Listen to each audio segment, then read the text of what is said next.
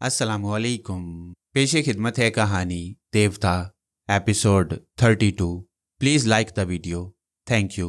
जब लकड़ी के तख्तों के नीचे कब्र तैयार हो गई तो नामुदा अपने साथी के साथ तख्तों के ऊपर हट के फर्श पर आ गया। उसने कहा, फरहाद, शहज़ोर मालूम होता है, शायद मैं चाकू से उसे हलाक न कर सकूं, लेकिन शूट करना भी मुनासिब नहीं। बार बार हमारे हट से फायरिंग की आवाज़ बाहर जाएगी तो लोगों को शुबा होगा। उसके साथी ने पूछा, फिर क्या किया जाए? मैं नामुदा के दिमाग में बैठ गया। फिर मैंने जो कहा उसने वही किया। वो एक कदम आगे बढ़कर अपने साथी से बोला, हम दोनों उसके पास जाएंगे, तुम पीछे से उसे पकड़ लेना, मैं आगे से इस तरह उसके सीने में चाकू घोंप दूंगा। उसने दूसरा कदम आगे बढ़ाकर चाकू घोंपने का अमली नमूना दिखाया। उसके साथी के दीदे फैल गए। वो एक हिचकी लेकर फर्श पर गिरा, दूसरी हिचकी तक तड़पता रहा, तीसरी हिचकी में ठंडा पड़ गया। चंद लम्हों तक नामुदा की समझ में नहीं आया कि उसकी आंखों के सामने क्या हो चुका है और उसके हाथों से कैसे हुआ है। फिर उसे यकीन हो गया कि उसने अपने हाथों से अपने साथी को हलाक किया है। वो दोनों हाथों से सर थामकर दीवार के सहारे खड़ा हो गया। मैंने कमरे से बाहर आकर पूछा, बेटे नामुदा, क्या सोच रहे हो? अब इस लाश को फौरन छुपाओ। उसने चौंक कर मुझे देखा, फिर गुस्से में मेरी तरफ बढ़ने लगा।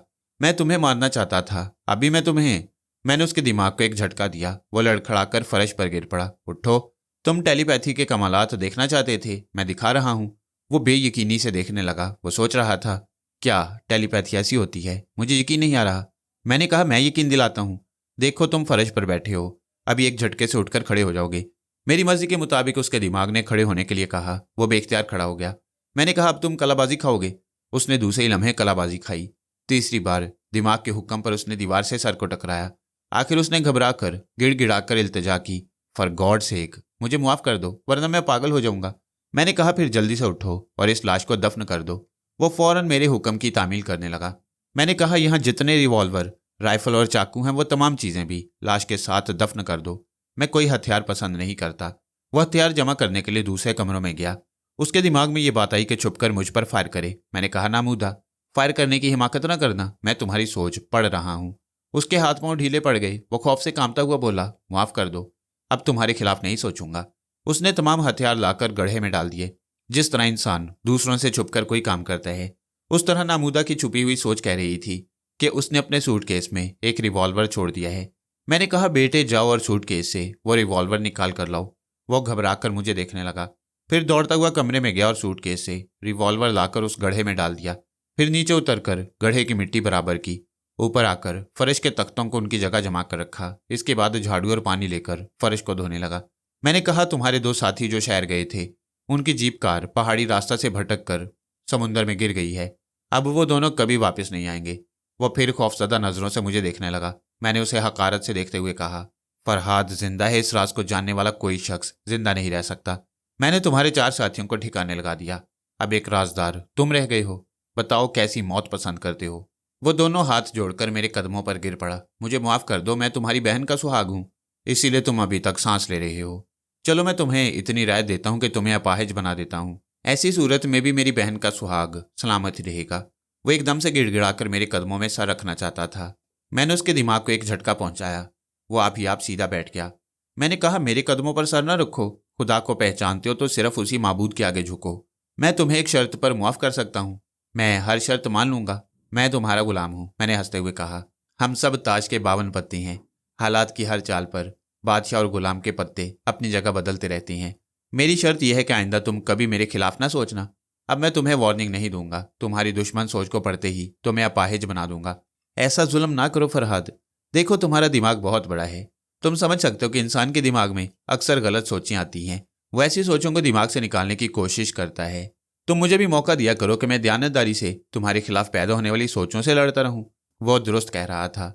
अक्सर शरीफ इंसानों के दिमाग में भी ये बातें आती हैं कि हम अपने दुश्मन को कत्ल कर दें, मगर वो ऐसी बातों को दिमाग से निकाल देते हैं। मैंने कहा, अच्छी बात है। जब तक तुम तमाम मुखालिफ सोचों से लड़ते रहोगे, मैं तुम्हें कुछ नहीं कहूँगा, मगर उन सोचों से हार कर जिस घड़ी दुश्मन बनोगे वह तुम्हारे लिए क़यामत की घड़ी होगी। मेरी तौबा, मैं नहीं जानता था कि टेलीपैथी इतनी खतरनाक चीज़ है। मेरी खोपड़ी के अंदर दिमाग हिलकर रह गया है। अब उठकर खड़े हो जाओ। मुनज़्ज़ा रेस्टोरेंट में बैठी हुई है। उससे कहो कि तुम्हारे 2 साथी जो शहर गए हैं उनका अब तक कोई पता नहीं। तीसरा साथी भी अचानक कहीं चला गया है, इसलिए अब तुम ज़रूरी सामान लाने शहर जा रहे हो। क्या मुझे शहर जाना होगा? क्या नहीं जाओगे? जाऊंगा। तुम हुक्म दोगे तो ज़रूर जाऊंगा। तुम्हारे लिए मेकअप का सामान, चीनी जुबान सीखने के लिए कॉपी कलम और नए लिबास और जूते ले आऊँगा। तुम्हारे पास रकम ना हो तो मुझसे डॉलर ले लो। मेरे पास 1000 बरतानवी पाउंड है। यहाँ के दुकानदार बरतानवी करेंसी ले लेते हैं। हम बातें करते हुए हट के बाहर आए। नामूदा ने कहा, एक बात तो मैं भूल ही गया, अब हमारे पास जीप कार नहीं है, मैं शहर कैसे जाऊँ? मैं आसपास दूर दूर तक देखने लगा। मुनज़्ज़ा वापस आ रही थी। मैंने कहा, यहाँ तो बेशुमार हट्स हैं, इनमें सभी दौलतमंद रहते होंगे। नए और पुराने मॉडल की गाड़ियाँ भी नजर आ रही हैं। आओ मैं तुम्हारे लिए गाड़ी का इंतजाम कर देता हूँ। हम आगे बढ़े। मुनज़्ज़ा हमारे करीब आ गई। फिर वो नामूदा के साथ आगे आगे चलने लगी। वो दोनों मुकामी जुबान में गुफ्तगू कर रहे थे। मैं नंगे पांव रेत पर चल रहा था। समुंदर की लहरें हंसती खेलती आकर मेरे कदमों से लिपट रही थीं, फिर पुरसुकून होकर वापस जा रही थीं। बहुत अरसा से मैंने समुंदर के पानी से गुसल नहीं किया था। अब उसकी मुंहजोर लहरों से खेलने की ख्वाहिश हो रही थी। नामूदा ने पलट कर कहा, फरहाद, ये मुनज़्ज़ा जिद कर रही है, कहती है मेरे साथ शहर जाएगी।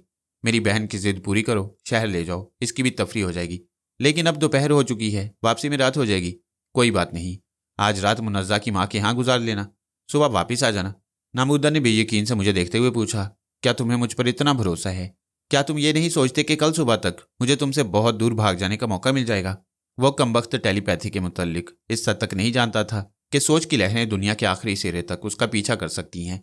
मैंने कहा, नामूदा, मैं जानता हूं कि तुम दिल के बहुत अच्छे हो, मैं तुम पर अंधा एतमाद करता हूं। उसने खुश होकर मेरे बाजू को थाम लिया। फरहाद, मैं तुम्हारे एतमाद को कभी ठेस नहीं पहुंचाऊंगा। कल सुबह तक मुनज़्ज़ा के साथ वापस आ जाऊंगा, लेकिन गाड़ी का इंतजाम कैसे करोगे? तुम मुनज़्ज़ा से बातें करो, मैं अभी आता हूँ। मैं उन्हें छोड़कर आगे बढ़ गया। सबसे पहले मैंने सोनिया की खैरियत मालूम की। वह चिंपैंजी और शैला के साथ हंस बोल रही थी। उनका सफ़र जारी था।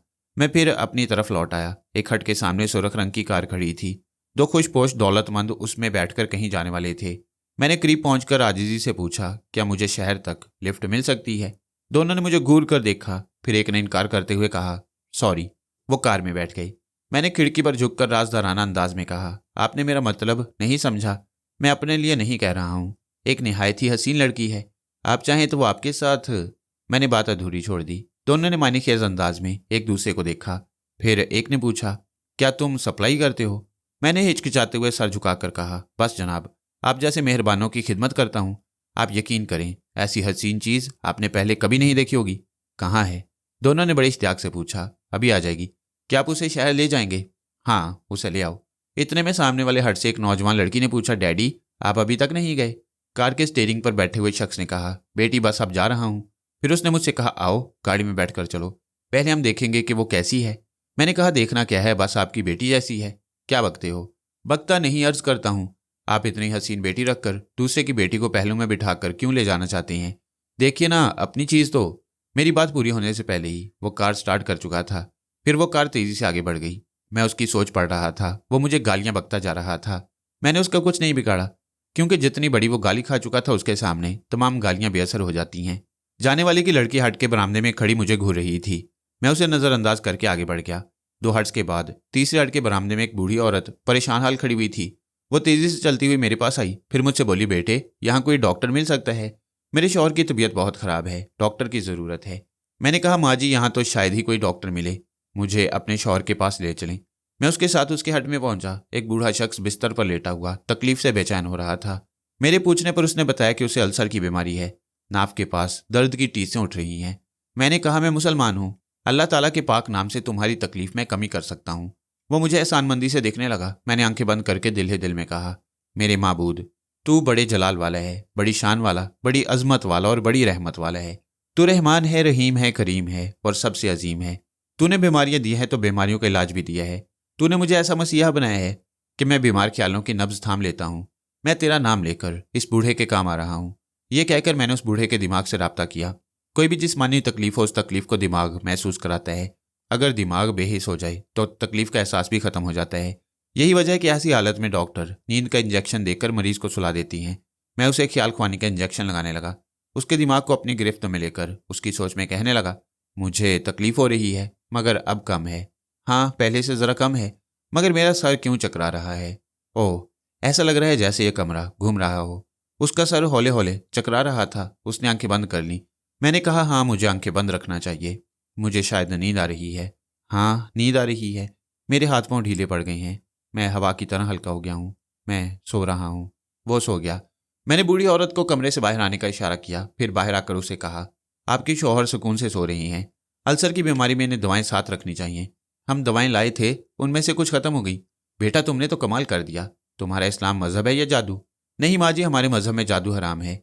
एक खुदा और आखिरी रसूल सल्लल्लाहु अलैहि वसल्लम पर अकीदे की सच्चाई का नाम इस्लाम है। बेटे, शहर में मेरा बेटा डॉक्टर है, वही अपने बाप का इलाज करता है। मुझे कार चलानी नहीं आती, वरना मैं उसे बुलाकर यहाँ ले आती। माँ जी, मेरी बहन और बहनोई शहर जाना चाहते हैं, आप उन्हें अपने बेटे का पता बता दें। अगर आप मुझ पर भरोसा करें तो वो आपकी गाड़ी ले जाएंगे, फिर आपका बेटा उस गाड़ी में यहाँ चलाएगा। बेटे, तुम तो फरिश्ता बनकर आए हो, मैं तुम पर भरोसा नहीं करूंगी तो फिर किस पर करूंगी? जाओ अपनी बहन और बहनोई को बुला लाओ। मैंने दूर खड़े हुए नामुदा को इशारा किया। वो मुनज़्ज़ा के साथ आने लगा। माँ जी ने पूछा, कौन से हट में रहते हो? 16 नंबर के हट में। अरे वो हट हमारा ही है, हमने नामुदा नाम के आदमी को किराए पर दिया है। हाँ, ये जो अपनी बीवी के साथ आ रहा है यही हमारा किराएदार है। मुनज़्ज़ा और नामुदा करीब आ गए। माँ जी ने मुनज़्ज़ा से कहा, बेटी मुझे नहीं मालूम था कि ये फरिश्ता तुम्हारा भाई है, तुम मेरी गाड़ी ले जाओ। फिर वो नामुदा को अपने डॉक्टर बेटे का पता बताने लगी। थोड़ी देर बाद नामुदा मुनज़्ज़ा के साथ गाड़ी में बैठकर चला गया। मैंने कहा, माँ जी मैं जा रहा हूँ, यहीं आसपास रहूंगा। आपके शौहर को कोई तकलीफ हो तो मुझे फ़ौरन बुला लें। मैं जाने लगा तो उसने कहा, अब मैं हट का किराया नहीं लूंगी, तुम मेरे बड़े अच्छे बेटे हो। मैं मुस्कुराकर शुक्रिया अदा करता हुआ दूर निकल गया। रेस्टोरेंट के सामने पहुंचकर ख्याल आया कि दोपहर के खाने का वक्त हो चुका है, भूख लग रही थी। इसलिए मैं रेस्टोरेंट के लॉन में एक मेज़ के करीब आकर बैठ गया। बैरे ने आकर मेन्यू सामने रखा। मैंने उसे खोलकर खाने का इंतखाब किया। वो ऑर्डर लेकर चला गया। मेरे सामने आसमान के आखिरी किनारे को समुंदर छू रहा था और ऐसे रोमान परवर माहौल में मैं बिल्कुल तन्हा था। मैंने तन्हाई से भागकर सोनिया को पुकारा। वो तैयारे में बखैरियत थी और मैं हजारों मील की दूरी से उसे छू नहीं सकता था। मैं मायूस होकर फिर समुंदर के साहिल पर वापस आ गया। बैरा मेरे सामने डिशें रख रहा था। मैं खाने से बहलने लगा। खाना बहुत उम्दा और लजीज था। अगर कोई साथी होती तो खाना और भी लजीज हो जाता। इस रोमानी माहौल का नज़ारा कुछ और हसीन हो जाता और शोर मचाती हुई लहरें अपना लहजा बदलकर गीत गाने लगती। मैं गरम गरम खाना ठंडी ठंडी आहों के साथ खाता रहा। आखिरी लुकमा चबाते हुए मैंने समुंदर की जानिब देखा। उसी वक्त मचलती हुई लहरों की गोद से एक मचलती हुई दोशीज़ा उभरी। यूं लगा जैसे समुंदर ने उसे मेरे लिए जन्म दिया है। वह दौड़ती हुई मेरी तरफ आने लगी। या हैरत, वह वाकई मेरी तरफ आ रही थी। मैं सीधा होकर बैठ गया। वो मेरी मेज़ के पास आई, फिर मेरे पास आई, फिर मेरे पीछे से घूमकर दूसरी मेज़ पर एक नौजवान के सामने जाकर बैठ गई। हद तेरी ऐसी की तैसी। मैंने उसे कनखियों से देखा। दौड़कर आने के बायस उसका सीना हाँप रहा था। नौजवान ने लेमन का एक गिलास उसकी तरफ बढ़ाते हुए कहा, तुम समुंदर से डरती हो इसीलिए साहिल पर से भाग गई। वह लेमन की एक चुस्की लेकर बोली, अरे वाह, मैं कितनी दूर तक गई थी, देखते नहीं पूरी की पूरी भीग गई हूँ। ऐसे तो तुम नलके के पानी से भी भीग सकती हो। भाई हार मान जाओ, तुम मेरी तरह समुंदर में दूर तक नहीं जा सकती। वह नाराज होकर बोली, तुम्हें तो डींगे मारने की आदत है। अगर हिम्मत है तो अभी दूर तक तैर कर दिखाओ। तुम मुझे चैलेंज कर रही हो? वो मेज पर गिलास पटक कर खड़ा हो गया। मैं अभी दिखाता हूं कि मैं क्या हूं। वो जाने लगा। लड़की ने जल्दी से उठकर उसका बाजू थाम लिया। रॉबिन, मैं मजाक कर रही थी। ना जाओ, मुझे डर लगता है। तुम औरत हो इसलिए डरती हो। मैं तुम्हें दिखाता हूं कि मर्द किस तरह समुंदर का सीना चीरते हैं। वो हाथ झटक कर चला गया। लड़की अपने सीने पर हाथ रखकर उसे समुंदर की जानिब जाते देख रही थी। मेरे सामने उसका सरापा था और इतने भरपूर सरापा का खूब पर्दा था कि पर्दे को शर्मा रहा था। एक ख्याल आया कि अगर इसका नौजवान साथी डूब जाएगा तो फिर इस हसीना की मेरी दोस्ती हो जाएगी। वो इतनी हसीन थी कि उसके लिए कोई भी अपने रकीब को कत्ल कर सकता था। उसका महबूब समुंदर से लड़ने के लिए लहरों तक पहुंच गया। मैं ख्याल ख्वानी के जरिए उसके दिल की धड़कनें सुन रहा था। वह जिस तरह दिल दिल में अपने महबूब की सलामती के लिए दुआएं मांग रही थी, उससे पता चलता था कि वो दिल और दिमाग की गहराइयों से उसे चाहती है। मैं उसके महबूब के दिमाग में पहुंच गया। वो लहरों तक पहुंचकर घबरा रहा था। वो तैरना जानता था, मगर तैरना और बात है और समुंदर में दूर तक जाना और बात है। इसके लिए महारत और हौसले की ज़रूरत होती है और इस नौजवान में हौसला नहीं था। मजबूरी ये थी कि वो महबूबा के सामने दावे कर चुका था और उसकी नज़रों में बुज़दिल नहीं बनना चाहता था। उसने पलटकर महबूबा को देखा, फिर जबरन मुस्कुराते हुए हाथ हिलाया। इसके बाद आगे बढ़ता चला गया। फिर उसने सोचा था कि ज़्यादा दूर नहीं जाएगा, बस किसी हद तक अपना दावा पूरा कर देगा। मगर एक नौजवान उससे बहुत आगे जाकर समुंदर से खेल रहा था। अगर वो उतनी दूर भी ना जाता तो वापसी में महबूबा के ताने सुनने पड़ते, इसलिए वो और आगे बढ़ गया। तब लहरों का एक जोरदार रेला साहिल की तरफ से वापस आया और उसे उछालकर इतनी दूर ले गया कि उसके हाथ पांव फूल गई। वो गहरे पानी में डूबा और हाथ पांव मारने लगा। लड़की चीखती हुई समुंदर की तरफ भागने लगी। दौड़ो, बचाओ, हेल्प। मेरा साथी डूब रहा है। मैं समझ रहा था कि वो अपने हवास खो बैठा है। अगर जल्द ही कोई मदद के लिए ना पहुंचा तो शायद उसकी लाश भी नहीं मिलेगी। एक क़यामत और थी कि इतनी दूर कोई भी मदद के लिए फौरन ही नहीं पहुंच सकता था, और मैं भी अपनी जगह जमकर बैठा हुआ था। अपनी जगह से उठना ज़रूरी नहीं था। मैंने उसके दिमाग को गिरफ्त में लेकर कहा, मैं डूब नहीं रहा, तैर रहा हूँ। मैं अपने होशो हवास में हूँ। मैं तैराकी के मुकम्मल कवायद के मुताबिक हाथ पाँव चला रहा हूँ, हाथ इस तरह और पाँव इस तरह। मैंने उसके होशो हवास बहाल कर दिए और दिमाग से खौफ व हरास को निकालता गया। नतीजा ये हुआ कि वो बेजिगरी से तैरता हुआ साहिल की तरफ आने लगा। जो लोग उसकी मदद के लिए जाने वाले थे वो रुक गए। एक मुंहजोर लहर उसे साहिल पर पहुंचा चुकी थी। लड़की खुश होकर दौड़ती हुई उसके पास गई और उससे लिपट गई। मुझे भी इस लड़की को हासिल करके इतनी खुशी न होती जितनी कि अब हो रही थी, क्योंकि मैं रॉबिन को वापस लाकर उसे एक महबूब का तोहफा दे रहा था। रॉबिन ने हाँफते हुए कहा, तुम मुझे क्या समझ रही थी कि मैं डूब रहा हूँ? हाँ, तुम अनाड़ियों की तरह हाथ पाँव मार रहे थे। अरे वो तो मैं तुम्हें डरा रहा था। समुंदर से खेलना तो मेरी हॉबी है। मैंने दिल ही दिल में कहा, दुनिया में ऐसे अहमकों की कमी नहीं जो मौत के मुंह से निकल आने के बाद भी अपनी औरतों के सामने डींगे मारने से बाज नहीं आते। मैं उस लड़के के दिमाग से निकल आया। बैरा मेरे सामने से प्लेटें उठा रहा था। उसने आहिस्तगी से पूछा, साहब और कुछ शौक करेंगे? मैंने कहा, हाँ, कॉफ़ी ले आओ। मैंने उसकी बात पर ध्यान नहीं दिया था। वह फिर राजदारी से बोला, कुछ और शौक करेंगे? मैंने उसे चौंक कर देखा, फिर कहा, नहीं, सिर्फ कॉफ़ी का शौक है। वो मायूस होकर चला गया। मैं सिगरेट निकालकर सुलगाने लगा। हमारी दुनिया में एक से बढ़कर एक हुस्न बिखरा पड़ा है। कोई हुस्न ज़रूरत के बाजार में बिक जाता है और कोई हुस्न ऐसा होता है कि दुनिया की सारी दौलत भी उसे खरीद नहीं सकती। उसे रॉबिन जैसे खुश नसीबों की मोहब्बत ही खरीद सकती है। रॉबिन की महबूबा चली गई। दूसरी मेज़ पर दूसरी आ गई। दूसरी चीन की गुड़िया थी। वो पॉकेट साइज़ की दोशीज़ा नारंगी रंग के ब्लाउज और स्याह स्कर्ट में ताज़ा बताज़ा फूल की तरह खिली हुई थी। उसका कद, उसका चेहरा और उसकी जवानी सभी कुछ पॉकेट साइज था। चीनी दुशीज़ाएँ गोरी उजली होती हैं मगर जर्दी माइल होती हैं। वह जर्द फूल जज्बात के गुलदान में सजाए जाने के काबिल था। लेकिन वो हसीना भी तन्हा नहीं थी। उसके सामने मेज़ के दूसरी तरफ एक कद्देआवर अंग्रेज़ बैठा हुआ था। वह नीली पतलून और जर्द रंग की बुनियान पहने हुए था। उसके ठोस जिस्म, चेहरे की सख्ती और फैले हुए जबड़े को देखकर पता चलता कि वो बड़ा ही बेरहम और कीना परवर इंसान है।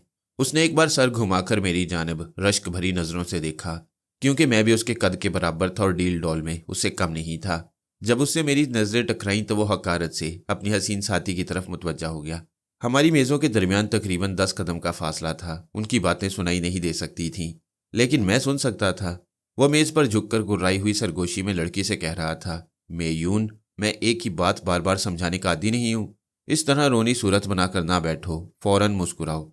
वो आंसू भरे लहजे में बोली, अगर तुम पर कोई मुसीबत आए तो तुम क्या मुस्कुरा सकते हो? मुझ पर मुसीबत लाने वाला अभी कोई पैदा नहीं हुआ है। मुझसे बहस ना करो, वरना दोनों हाथों से तुम्हें कपड़े की तरह निचोड़ कर रख दूंगा। उसने हाथ बढ़ाकर अपने फौलादी पंजे दिखाए। वो खौफजदा होकर जबरन मुस्कुराने लगी। उसी वक्त एक बैरक ट्रे में बियर की बोतल, एक गिलास और लड़की के लिए दूसरे गिलास में ऑरेंज स्क्वाश ले आया। मेरे सामने भी कॉफ़ी आ गई थी। मैंने बैरे से कहा कि बिल ले आए, फिर कॉफ़ी की चुस्कियां लेने लगा। मेयून खामोशी से ऑरेंज स्क्वाश के गिलास को तक रही थी। वो सख्त लहजे में बोला, खामोश क्यों बैठी हो? गिलास उठाकर पियो। वो आजिज़ी से बोली, डायमंड, मुझे खाना पीना अच्छा नहीं लग रहा है, ज़बरदस्ती ना करो। डायमंड ने गुस्से से कहा, मैं यहाँ रेस्टोरेंट में तुम्हें लाकर पछता रहा हूँ। लोग तुम्हारे इस मूड को देखकर क्या सोचेंगे? तुम मुझे यहाँ क्यों लाए हो? मैं तुम्हें बता चुका हूँ कि वो मुर्गा यहीं कहीं होगा। वो शराबो शबाब का रसिया है, तुम्हें देखते ही तुम पर मर बैठेगा। डायमंड, मैं तुम्हें महात्मा बुद्ध का वास्ता देती हूँ, मुझे बिकने वाली चीज़ ना बनाओ। मैंने आज तक किसी मर्द से दोस्ती नहीं की, मैं ये काम नहीं कर सकूंगी। तुम्हारा बाप भी करेगा। उसने गुस्से से मेज़ पर हाथ मारा। उसका हाथ ऐसा भारी भरकम था कि मेज़ पर रखी हुई तमाम चीज़ें उछलकर इधर उधर गिर पड़ी। रेस्टोरेंट की सभी लोग उन दोनों को सवालिया नज़रों से देखने लगे। बैरा दौड़ता हुआ आया। डायमंड ने कहा, मेज़ साफ करो और यही ऑर्डर दोबारा सर्व करो, हरी अप। वो जल्दी जल्दी मेज़ साफ करने लगा। दो हट्टे कट्टे जवान डायमंड के सामने आकर तनकर खड़े हो गए। एक के हाथ में आहनी सलाख थी। उसने सलाख का आखिरी सिरा डायमंड के सीने पर रखते हुए पूछा, ए मिस्टर, तुम कौन हो और ये क्या हरकत कर रहे हो? डायमंड ने अपनी जगह से उठकर कहा, यह मेरा ज़ाती मामला है और जो मेरे मामलात में दखल अंदाजी करता है मैं उसे बोलने के काबिल नहीं रखता। ये कहते उसने बड़ी फुर्ती से किक मारी और आहनी सलाख छीनकर एक कदम पीछे हट गया। फिर उन जवानों से बोला, ज़रा इधर देखो कि मैं तुम दोनों को किस तरह तोड़ मरोड़ सकता हूँ। ये कहकर उसने आनी सलाख के दोनों सिरों को थामकर मोड़ना शुरू किया। उसके बाजुओं की मछलियां सख्त हो रही थीं, उबर रही थीं। लोग हैरानी से और दोनों जवान परेशानी से देख रहे थे। आनी सलाख आहिस्ता आहिस्ता दरमियान से खम खा रही थी। फिर वो इस तरह मुड़ गई कि उसके दोनों सिरे आपस में मिल गए। इसके बाद उसने सलाख को जवानों के सामने फेंक कर पूछा, अब क्या इरादा है? उन दोनों ने एक दूसरे को बुजदिली से देखा, फिर सर झुकाकर चले गए। मैं यून परस से रुमाल निकालकर अपने चेहरे से पसीना पहुंचने लगी। डायमंड ने अपनी जगह बैठते हुए कहा, तुम पहले भी देख चुकी हो और समझ चुकी हो कि मैं फौलाद हूं। ये गोश्त पोस्त के इंसान मेरे हाथों में पिस कर रह जाती हैं। इसलिए ये सोचकर मेरे हुक्म से इनकार न करो कि तुम्हारी मदद के लिए कोई आसमान से उतर कर आएगा। मैंने आसपास देखा। एक करीबी मेज पर एक साहब बहादुर बैद की छड़ी लिए बैठे थे। मैंने उनके पास जाकर वह छड़ी जरा देर के लिए तलब की। उन्होंने दे दी। मैंने उसे हाथ में लेकर जरा हिलाया तो वो किसी दोशीज़ा की कमर की तरह लचकने लगी। मैं उसे लेकर डायमंड के सामने पहुंच गया। फिर बुलंद आवाज से बोला, मुअज़्ज़िज़ हाज़रीन और नाज़रीन, इस दुनिया में एक से बढ़कर एक फौलादी इंसान मौजूद हैं। मैं भी आपके सामने अपनी कुव्वत का मुजाहिरा कर रहा हूँ, गौर से देखिए। ये कहकर मैंने बैद की छड़ी के दोनों सिरों को थाम लिया और उसे इस तरह आहिस्ता आहिस्ता मोड़ने लगा जैसे अपनी पूरी कुव्वत का मुजाहिरा कर रहा हूँ। बैद में तो इतनी लचक होती है कि उसे 2-2.5 बरस का बच्चा भी मोड़ सकता है। मेरे अहमकाना मुजाहिरे पर चारों तरफ से कहकहे बुलंद होने लगे। बड़ी मेहनत के बाद बैद की छड़ी मुड़ गई और उसके दोनों सिरे मिल गए तो लोग इस मजाक से महफूज होने के लिए तालियां बजाने लगे। मैंने चारों तरफ झुक झुक कर शुक्रिया अदा किया। डायमंड मुस्कुरा रहा था। मैं यून परेशान थी, इसलिए सिर्फ हैरानी से मुझे देख रही थी। मैंने कहा, मुअज़्ज़िज़ हाज़रीन और नाज़रीन, ये फौलाद को मोड़ने वाला शख्स इसे सीधा नहीं कर सकता। आपने देखा कि मैंने छड़ी को मोड़ने के बाद दोबारा सीधा कर दिया। हालांकि वो खुद ब खुद सीधी हो जाती है। लिहाजा एक बार और तालियां और कहकहे गूंजने लगे। मैंने कहा, अब आप खामोश होकर इस बैद की आवाज़ को सुने। मैंने बैद को फिजा में ऊपर से नीचे लचकाया। शाय शाय की आवाज़ दूर तक फैलने लगी। मैंने कहा, ये ऊपर से नीचे की आवाज़ थी। अब सुनिए कि दाएं से बाएं कैसी आवाज़ आती है। मैंने बैद को फिजा में दाएं से बाएं लहराया। दाएं तरफ शाय की आवाज़ थी और बाएं तरफ डायमंड की चीख सुनाई दी। क्योंकि बैद उसके मुंह पर पड़ी थी, वो बौखलाकर कुर्सी समेत पीछे उलट गया। तमाम लोग घबराकर अपनी जगह से उठ गए और दूर जाने लगे, क्योंकि मैं खतरे को दावत दे चुका था। डायमंड जिस बुरी तरह सुलग उठा था, ये मैं उसकी सोच से समझ रहा था। वह बड़ी फुर्ती से उठकर गुर्राते हुए बोला, अच्छा तो तुम मेरे हाथों मरने आए हो? वो अपने फौलादी हाथ बढ़ाकर मेरी तरफ बढ़ने लगा। वो बैद को पकड़ना चाहता था। मैं एक हाथ कमर पर रखकर तलवार लड़ने के अंदाज में बैद को नचा रहा था। उसने अचानक मुझ पर छलांग लगाई, लेकिन यह अचानक वाली बात दूसरों के लिए हो सकती थी। मुझे तो उसकी सोच बता देती थी कि वो कौन सा कदम उठाना चाहता है। नतीजा जाहिर था। वो छलांग लगाकर मुझ पर आने की बजाय मेरे पीछे वाली मेज पर औंधे मुंह गिरा। मेज उसके बोझ से टूट गई। वह फिर बिजली किसी तेजी से उठा। दूसरी बिजली से शाय शाय की आवाज लपकी। उसके दाएं बाएं गालों पर बैद की सुरख लकीरें पड़ी। वो फिर गिर पड़ा। सर को झटक कर जख्मी शेर की तरह गरजने लगा। इसके साथ ही बैद भी इधर से उधर झटक रही थी। उसके दिमाग के अंदर बिजलियां कौंध रही थीं। उसे यूं लग रहा था जैसे वो अंधा हो गया है और उसे कुछ दिखाई नहीं दे रहा था। मैं हाथ रोककर पीछे हट गया। जब उसे मार खाने से फुर्सत मिली और उसने सर उठाया तो उसे देखने वाले कांप गए। उसके चेहरे की खाल उधड़ गई थी। वह लहू से ऐसा भीग रहा था कि आंखें नहीं खोल सकता था। उसकी जगह कोई और होता तो बेहोश हो जाता, मगर वह अभी तकलीफ की शिद्दत से कभी गुर्रा रहा था और कभी कराह रहा था।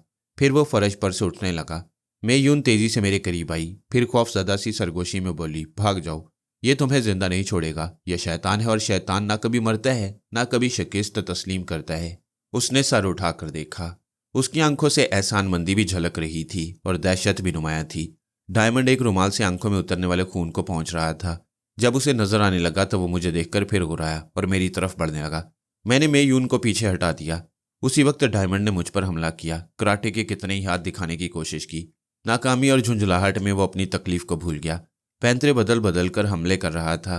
मैंने बैद को इस्तेमाल नहीं किया और ना ही जवाबी हमला किया। मैं सिर्फ अपना बचाव करता रहा। मेरे लड़ने के इस अंदाज ने उसे पागल बना दिया। जब वो मुतवातिर हमलों के बावजूद मुझे हाथ भी ना लगा सका तो गालियां देने लगा। मैं गालियां बर्दाश्त नहीं कर सकता था। मैंने उसके मुंह पर एक घूंसा रसीद किया। वो पीछे की जानिब लड़खड़ाया। मैंने हाथ पकड़कर अपनी तरफ खींच लिया। फिर एक झटके से पूरी कुव्वत के साथ उसे दोनों हाथों पर उठा लिया। कमबख्त बहुत ही वजनी था। मैंने आहिस्ता आहिस्ता उसे सर से बुलंद किया, फिर फिजा में उछाल दिया। वो रेस्टोरेंट के लॉन के बाहर रेत पर जा गिरा। इतने में रेस्टोरेंट का मालिक 4 सिपाहियों को लेकर आ गया। उसने मुझसे मुसाफिया करते हुए कहा, आपने तो कमाल कर दिया। ये बदमाश अक्सर गर्मियों के मौसम में इधर आता है और हमेशा मुझे नुकसान पहुंचाता है। अब तक ये न जाने कितने लोगों की पिटाई कर चुका है। आज पहली बार आपने इसका हुलिया बिगाड़ दिया है। आप बताइए मैं आपकी क्या खिदमत कर सकता हूँ। मैंने कहा अगर आप मुझे ये पुलिस वगैरह के झमेले से बचा लें तो मेहरबानी होगी। मेहरबानी की क्या बात है, आप आराम से यहाँ बैठें, यहाँ सभी आपकी हमायत में बोलेंगे। वो लॉन के बाहर गया। वहाँ सिपाही डायमंड को एक स्ट्रेचर पर डाल रहे थे। मैं यूं दूर खड़ी बहुत देर से मुझे देखे जा रही थी। जब मैंने उसे देखा तो आहिस्ता आहिस्ता चलती हुई मेरे पास आई, फिर बोली, मेरा नाम मेयून है। मेरा नाम मैं नाम बताते बताते रुक गया कि फरहाद तो दुश्मनों के लिए मर चुका है। मैंने कहा मेरा नाम फरीद है। मेयून ने पलटकर डायमंड की तरफ देखा। वो स्ट्रेचर पर जा रहा था। फिर वो मेरी तरफ घूमकर बोली, वो फिर आएगा। जरूर आए, मगर अपने साथ स्ट्रेचर लाए। वह चंद लम्हों तक परेशानी से सोचती रही कि इस शख्स ने मेरी खातिर डायमंड को अपना दुश्मन बना लिया। फिर उसने पूछा, क्या वाकई तुमने मुझे परेशान देखकर उसे छेड़ा है?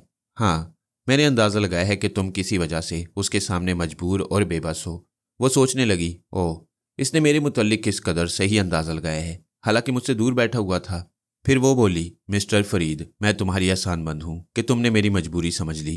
क्या आप मेरी एक बात मानेंगे? ज़रूर, आओ हम यहाँ बैठ कर बातें करें। मैं तुमसे यही बात मनवाना चाहती हूँ कि तुम मुझसे बातें ना करो, मेरे करीब ना हो। जितनी जल्दी मुमकिन हो ये जगह छोड़कर कहीं दूर चले जाओ। अगर मुझे भागना होता तो मैं तुम्हारे करीब ना आता। मुझे अपनी मजबूरियां बताओ। मैं नहीं बताऊंगी, मुझे तुम्हारी हमदर्दी की ज़रूरत नहीं। ये कहते ही वो तेज़ी से पलट कर जाने लगी। उसकी सोच कह रही थी, हाँ मैं यही रवैया इख्तियार करूंगी। फरीद ज़िद्दी मालूम होता है, मगर कब तक मेरा पीछा करेगा? मैं उससे कतराऊंगी और डायमंड का साथ दूंगी तो ये मेरा ख्याल छोड़ देगा। उसने ज़रा दूर जाने के बाद पलट कर मुझे देखा। मैं अपनी जगह खड़ा हुआ था। मेरे ये रवैया उसकी तवक्को के खिलाफ था, मगर उसने अपने तौर पर मेरे मुतल्लिक सोचा, ये खुददार है। मैंने एक बार इनकार किया तो इसने वाकई मुंह फेर लिया। चलो अच्छा है, अगर ये इसी तरह मुंह फेर कर कहीं चला जाए तो डायमंड से महफूज रहेगा। मुझे मेयून की ये अदा बहुत अच्छी लगी। वो मेरी भलाई के लिए मुझसे पीछा छुड़ा रही थी, बल्कि पीछा छुड़ा लिया था। ये दूसरी बात है कि मैं उसके दिमाग में मौजूद रहता, लेकिन अभी वक्त नहीं था। सोनिया के सफ़र के 3 घंटे गुजर चुके थे। मुझे उसकी खबर लेनी थी। मैं बिल अदा करने काउंटर पर गया। काउंटर गर्ल ने इनकार करते हुए मुस्कुरा कर कहा, बॉस का हुक्म है कि तुमसे खाने की कीमत ना ली जाए। तुम्हारा नाम क्या है? मैंने नाम बताया। वो बोली, मिस्टर फरीद, मैं तुम्हारे साथ वक्त गुजार सकती हूँ, शाम को मेरी ड्यूटी खत्म हो जाएगी। मैंने उसे टालने के लिए कहा, अगर फुर्सत मिली तो मैं शाम को तुम्हें लेने आऊँगा, बाय। मैं रेस्टोरेंट के बाहर आकर समुंदर के किनारे चलने लगा। कुछ आगे जाकर मैंने सोनिया के दिमाग में झांक कर देखा। वो मास्टर मोज़ेल को देख रही थी और मास्टर मोज़ेल अपनी रिस्ट वॉच को देखकर कह रहा था, 3.25 घंटे गुजर चुके हैं, अब तक हमें फ्रैंकफर्ट पहुंच जाना चाहिए। सोनिया ने खिड़की के बाहर देखते हुए कहा, बाहर आसमान साफ है। अगर मौसम खराब होता तो ये समझ लिया जाता कि पायलट ने रफ्तार सुस्त कर दी है। यह रास्ता बदलकर एक लंबा चक्कर काटकर मंजिल तक पहुंचना चाहता है, लेकिन परवाज में मौसम ठीक है तो सब ठीक है, फिर देर क्यों हो रही है? मास्टर मोज़ेल परेशानी से पायलट रूम के दरवाजे को देखने लगा। वह सोच रहा था कि पायलट को मुखातिब किया गया तो वो जवाब नहीं देगा, क्योंकि सोनिया उसके दिमाग तक पहुंच जाएगी। मैंने सोनिया को बताया कि मास्टर क्या सोच रहा है। सोनिया ने कहा, मास्टर, मैं पायलट के दिमाग तक नहीं जाऊंगी। तुम उसे कहो कि एक कागज़ पर सिर्फ इतना लिख दे कि हमें मंजिल तक पहुंचने में देर क्यों हो रही है। फिर वो कागज़ किसी तरह दरवाजे के इधर फेंक दे। मास्टर ने दरवाजे पर जाकर दस्तक दी, फिर वही बात पायलट से की। इसके बाद वो सब इंतज़ार करने लगे। मैं भी समुंदर के साहिल पर टहलता हुआ इंतज़ार कर रहा था। 15 मिनट गुजर गए, लेकिन पायलट रूम से कोई जवाब मौसूल ना हुआ। मास्टर ने दरवाज़ा पीट पीट कर कहा, हावर्ड, तुम खामोश क्यों हो? तुम अगर लिख दोगे तो सोनिया तुम्हारे दिमाग तक नहीं पहुंच सकेगी, फौरन जवाब दो। वो फिर इंतज़ार करने लगा। मैंने कहा, सोनिया, कुछ गड़बड़ मालूम होती है। हाँ फरहाद, पायलट हावर्ड ने किसी वजह से खामोशी इख्तियार की है।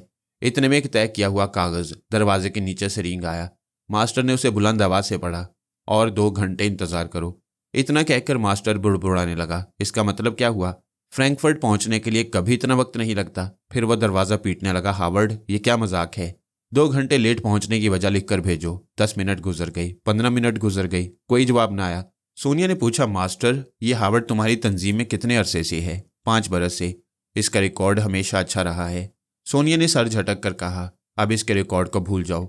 कभी तंजीम में मेरा रिकॉर्ड भी अच्छा था। मैंने फरहाद की खातिर बगावत की। ये हावर्ड किसी सोहनी के लिए रास्ता बदल चुका है। नहीं, हावर्ड ऐसा नहीं कर सकता। मास्टर फिर दरवाजे पर तबला बजाने लगा।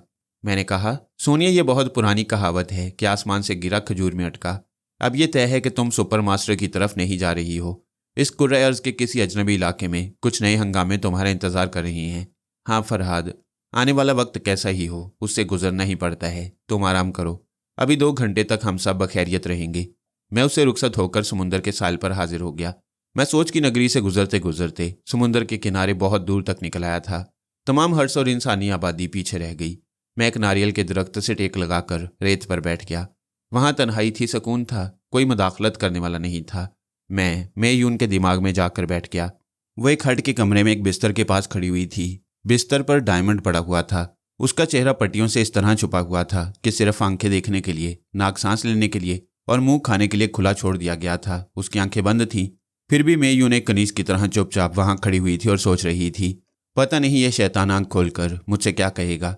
कहीं अपनी शिकस्त का सारा गुस्सा मुझ पर ना उतारे।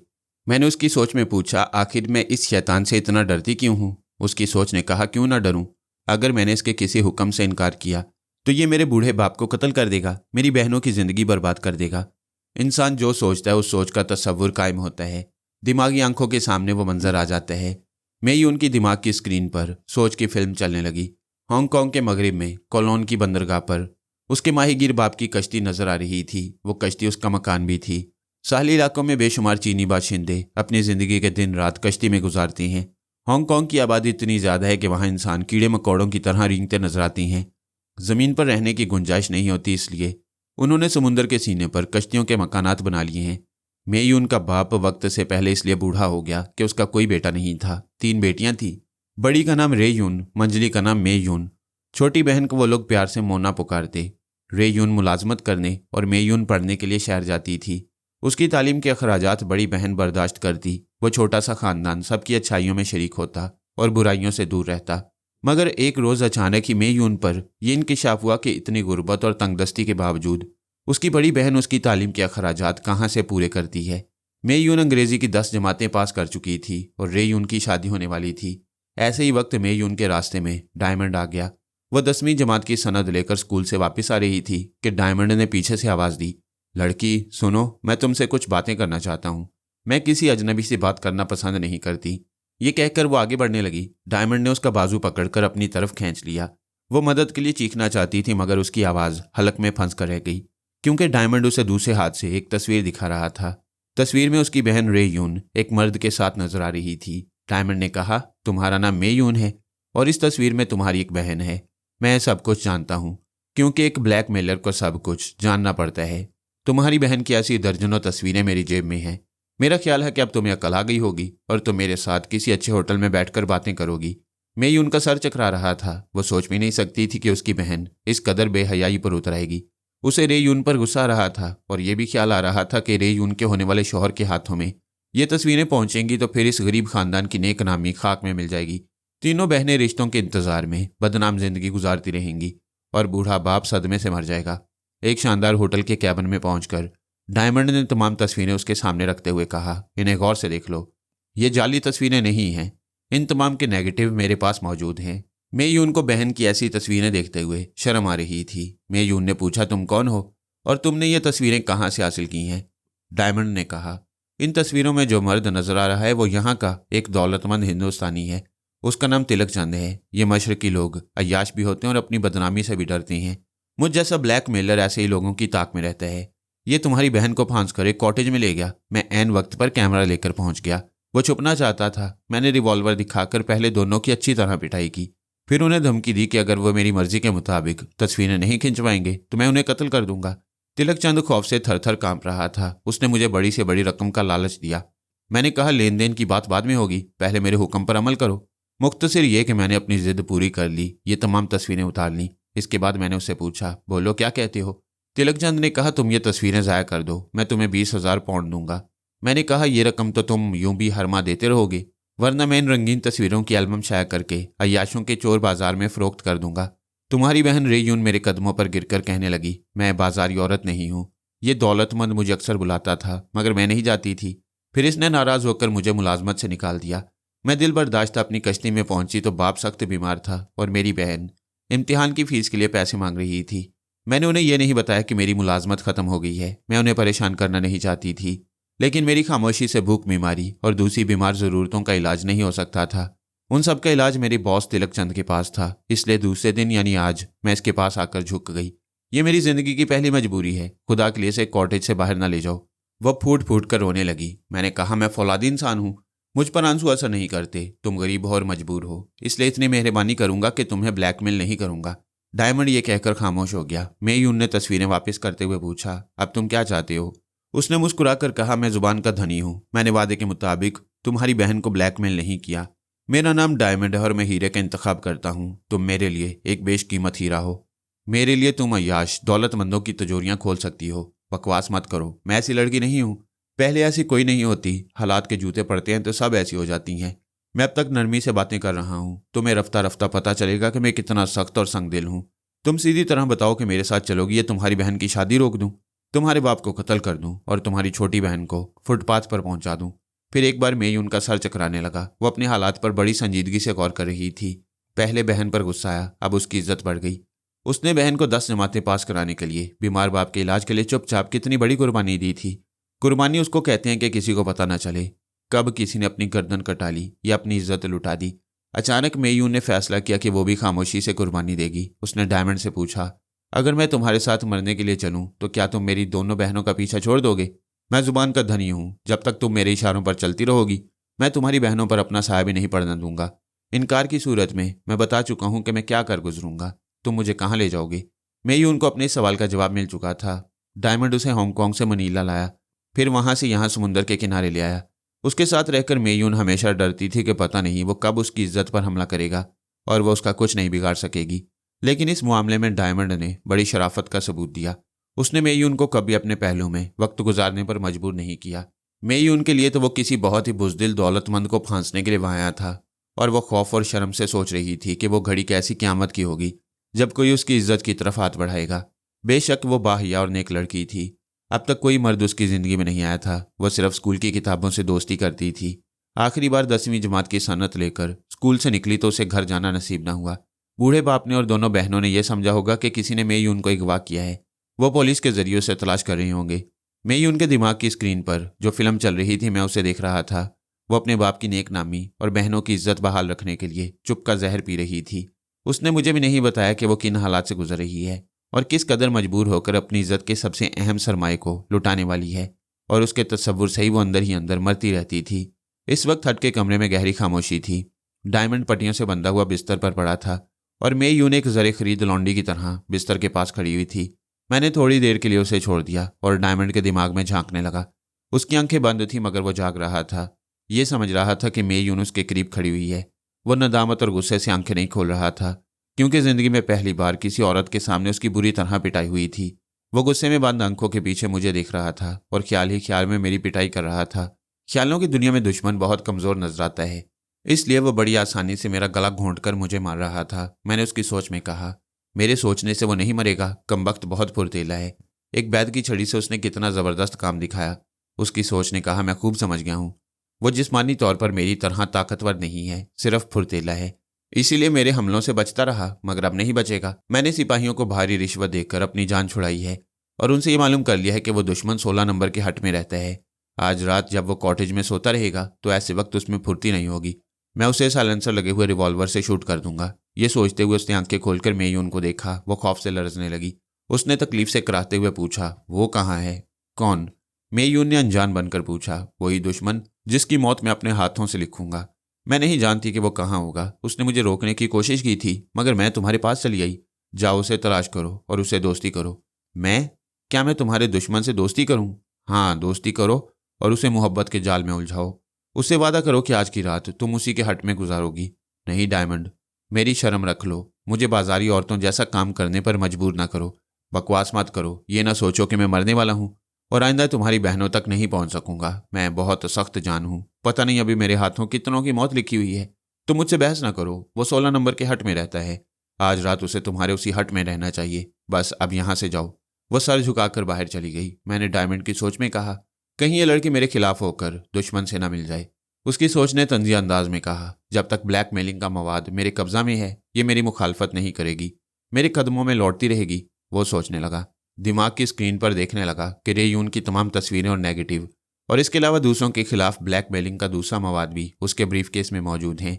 और वो ब्रीफकेस उस मचान पर रखा हुआ है जो उसके कमरे में बिस्तर के ऊपर छत से जरा नीचे बनी हुई है। बस इतना ही काफ़ी था। मैं उसके दिमाग से निकल गया और मैं ही उनको देखने लगा। वो अपनी हट के बाहर खड़ी सोच रही थी कि मुझे कहाँ तलाश करेगी। उसे मोहब्बत करनी भी नहीं आती, वो मुझे किस तरह मोहब्बत के जाल में फांसेगी। मुझे उसकी मासूमियत पर बड़ा प्यार आया। मैंने उसकी सोच के जरिए हट की तरफ घुमाया ताकि वो डायमंड के हट का नंबर पढ़े, और उसने नंबर मालूम करने के बावजूद दोबारा उसे पढ़ लिया। मुझे मालूम हो गया कि वो ब्लैकमेलर 55 नंबर के हट में आराम फरमा रहा है। मैं उस तरफ बढ़ने लगा। मेयून मेरी तलाश में रेस्टोरेंट की तरफ जा रही थी। मैंने उसे जाने दिया। उसे छोड़कर डायमंड की खबर ली। उसकी सोच में कहा, थोड़ी देर बाद शाम होने वाली है, फिर रात होगी। वह दुश्मन शायद आधी रात से पहले नहीं सोएगा। अभी उसे हलाक करने के लिए बहुत वक्त है। मैं थक गया हूँ, क्यों ना थोड़ी देर के लिए सो जाऊं। वो कायल हो गया। मैं उसके हट के पीछे पहुंचकर खड़ा हो गया और ख्याल ख्वानी की लोरी देकर उसे सुलाने लगा। क्योंकि वो खुद ही सोना चाहता था, इसलिए जल्द ही नींद में डूब गया। मैं हट के पीछे से घूमकर बरामदे में आया, फिर उसके कमरे में पहुंच गया। वो अपने बिस्तर पर बेहिस्सो हरकत पड़ा हुआ था। मैं चाहता तो उसे कत्ल करके हमेशा के लिए किस्सा तमाम कर देता। ये तो मैंने तय कर लिया था कि उसे जिंदा नहीं छोड़ूंगा, लेकिन सोए हुए दुश्मन पर हमला करना मर्दानगी नहीं होती, क्योंकि वो बुरी तरह जख्मी था। फिर यह कि दुश्मन को मारने से ज्यादा लुत्फ इस बात पर आता है कि वो जिंदा रहकर झुंझलाहट में मुब्तला रहे। रात को मेरे हट में जाए तो मैं ना मिलूं, तो मचान पर नजर डाले तो ब्रीफ केस ना मिले। मैं ही उनको आवाज दे तो वो मजलूम लड़की मेरी पनाह में हो। ऐसे वक्त उसकी वहशत और दीवानगी काबिल दीद होती। मैंने उसके बिस्तर पर चढ़कर मचान पर हाथ डाला, फिर ब्रीफ केस उठाकर बिस्तर से उतर गया। वो गहरी नींद सो रहा था। मैं उस कमरे से निकलकर बरामदे में आया, फिर रेस्टोरेंट की तरफ जाने लगा, क्योंकि मेयून उधर गई थी। रास्ते में मुझे ख्याल आया कि मैं नामूदा की तरफ से बिल्कुल ही गाफिल हो गया हूँ, और ये बहुत बड़ी हमाकत है। मैंने फौरन उसकी सोच को पढ़ा। वो कार ड्राइव करता हुआ शहर पहुंच गया। मुनज़्ज़ा उसके साथ वाली सीट पर बैठी हुई थी, और अब वो दोनों बीमार बूढ़े के डॉक्टर बेटे के मकान की तरफ जा रहे थे। मैंने 2-4 बार नामूदा के जहन को कुरीदा, उसके दिमाग में अपने खिलाफ सोचें पैदा की, मगर वो मुझसे इस कदर दहशत ज़दा था कि उसने हर मुखालिफ सोच को ठुकरा दिया। वो दिल ही दिल में तौबा करता रहा और सोच के जरिए मुझसे मुआफ़ी मांगता रहा। मैंने मुतमईन होकर उसे आज़ाद छोड़ दिया, फिर अपनी सोनिया को आवाज़ दी। उसने कहा 1 घंटा और 20 मिनट गुजर चुके हैं, अभी तक खैरियत है। 40 मिनट के बाद पता चलेगा कि पायलट हार्वर्ड हमें किस मंजिल पर पहुंचाता है। अच्छी बात है सोनिया, मैं ठीक 40वें मिनट पर तुम्हारे पास पहुंच जाऊंगा। सुनो फरहाद, ये चिंपैंजी अभी काबू से बाहर हो गया था। ये पायलट रूम का दरवाज़ा तोड़ना चाहता था। मैंने बड़ी मुश्किल से डांट डपट कर इसे अपने पास बिठाया है। हाँ, वो सिर्फ माँ की ही डांट सुनकर आदमी बन सकता है। पायलट रूम का दरवाज़ा नहीं टूटना चाहिए। हार्वर्ड खुद को खतरे में देखकर तैयारे को तबाही की तरफ ले जाएगा। तुम अपने जिद्दी बच्चे को अपने ही पास बिठा कर रखो। अच्छा, खुदा हाफिज। उस वक्त तक मैं रेस्टोरेंट के करीब पहुंच गया था। वहां लॉन में मेयून नजर नहीं आ रही थी। मैंने सोच के राब्ते से मालूम किया वो रेस्टोरेंट के अंदरूनी हिस्से में मुझे तलाश करने गई थी। मैं सर झुकाकर तेजी से चलता हुआ रेस्टोरेंट से जरा आगे निकल गया, क्योंकि वहां की काउंटर गर्ल मुझसे शाम को मिलना चाहती थी और शाम हो चुकी थी। मैं आगे जाकर रेस्टोरेंट की तरफ मुंह करके खड़ा हो गया ताकि मेयून मुझे देख ले। ऐसा ही हुआ। उसने लॉन में आकर दूर तक नजर दौड़ाई तो मैं उसे नजर आ गया। मैं उसकी तरफ से अनजान बना हुआ था। वो मेरी तरफ आने लगी। मैं पलट कर जाने लगा, फिर उसने तेजी से कदम बढ़ाए, लेकिन उसके पांव छोटे थे और मैं लंबे लंबे डग भर रहा था। इस तरह हम रेस्टोरेंट से बहुत दूर निकल आए। उसने हाँफते हुए आवाज़ दी, मिस्टर फरीद। मैंने पलट कर उसे देखा, फिर पलट कर जाने लगा। इसके साथ ही मैंने उसके दिमाग में कहा, ओह, मैंने फरीद से कहा था कि मुझे उसकी हमदर्दी की ज़रूरत नहीं है, इसलिए वो नाराज़ है। पहले मैं से मुंह फेर कर गई थी, अब वो मुझसे मुंह फेर कर जा रहा है। उसके दिमाग में ये बात आते ही वो जोर जोर से कहने लगी, मिस्टर फरीद, मुझे मुआफ़ कर दो, मैं तुमसे कुछ कहना चाहती हूँ। मैं ठहर गया। वो मेरे पीछे दौड़ते दौड़ते थक गई थी, अब आहिस्ता आहिस्ता आने लगी। मेरे करीब पहुंचते ही वो ब्रीफ केस को देखकर ठिठक गई। उसने हैरानी से कहा, ये डायमंड का ब्रीफ केस है, ये तुम्हें कहाँ से मिला? मैं डायमंड की मिजाज पुरसी को गया था, वो सो रहा था। मैंने मचान से ये ब्रीफ केस खोलकर देखा तो इसमें ब्लैकमेलिंग का खजाना नजर आया। ब्लैकमेलिंग? वो चौंक कर बोली, इसमें क्या है? क्या कुछ तस्वीरें हैं? हाँ, इसमें बहुत सी तस्वीरें हैं। ओह, वो दोनों हाथों से मुंह छुपाकर रोने लगी। मैंने कहा, इस ब्रीफ केस में तुम्हारे खिलाफ कुछ नहीं है, तुम क्यों रो रही हो? वो रोती हुई सोच रही थी, मैं इस शख्स को कैसे बताऊं कि इस ब्रीफ केस में सब कुछ मेरे ही खिलाफ है, क्योंकि मेरी बहन की इज्जत मेरी इज्जत है, मेरे खानदान की इज्जत है। मैं फरीद से किस मुंह से कहूं कि इसमें मेरी बहन की तस्वीरें हैं? मैंने उसकी सोच को पढ़ने के बाद कहा, मेयून, तुम मुझसे मुंह फेर कर इस तरह चली गई थी कि अपने मुतल्लिक कुछ नहीं बताना चाहती थी, मगर अब मैं बहुत कुछ समझ गया हूँ। क्या? उसने घबराकर अपने मुंह पर से हाथ हटा लिया। उसका चेहरा आंसुओं से भीग रहा था। मैंने कहा, तुम मुझे डायमंड जैसे खतरनाक आदमी से दूर भाग जाने का मशवरा दे रही थी। इससे मैंने समझ लिया कि तुम बहुत अच्छी लड़की हो, दूसरों को खतरात और मुसाइब से बचाती हो। शायद इस ब्रीफ केस में तुम्हारी किसी सहेली की तस्वीरें हैं। तुम उसे बदनामी से बचाने और उसकी शर्म रखने के लिए आंसू बहा रही हो। क्यों, यही बात है ना? उसने जल्दी से इस बात में सर हिलाकर कहा, हाँ हाँ, मैं किसी की बर्बादी नहीं चाहती। मुझसे मेरी सहेली का नाम ना पूछो। अगर तुम भी ब्लैकमेलर नहीं हो, एक अच्छे इंसान हो, तो इस ब्रीफ केस को आग लगा दो। यहाँ आग लगाई जाएगी तो लोग शोभा करेंगे और करीब आकर देखेंगे। आओ यहाँ से दूर चलें, मैं तुम्हारी ख्वाहिश पूरी कर दूंगा। उसने मुझे हैरत और मुसर्रत से देखा, फिर मेरे साथ चलने लगी। उसके दिमाग में यह शुबा करवट ले रहा था कि शायद मैं उसे धोखा देकर वीराने की तरफ ले जा रहा हूँ। वो ये सोच रही थी, ब्रीफ केस में जो कुछ है उससे फरीद लाखों रुपए कमा सकता है, लेकिन ये मुझसे कोई मुआवजा तलब नहीं कर रहा। क्या मैं इसे फरिश्ता समझ लूँ? उसने सोचते हुए पीछे पलट कर देखा। अब वो ये सोचकर डर रही थी कि डायमंड पीछा करते हुए न पहुंच जाए। उसने कहा, मिस्टर फरीद जरा जल्दी चलो, कहीं वो शैतान ना आ जाए। घबराओ नहीं, वो गहरी नींद सो रहा था।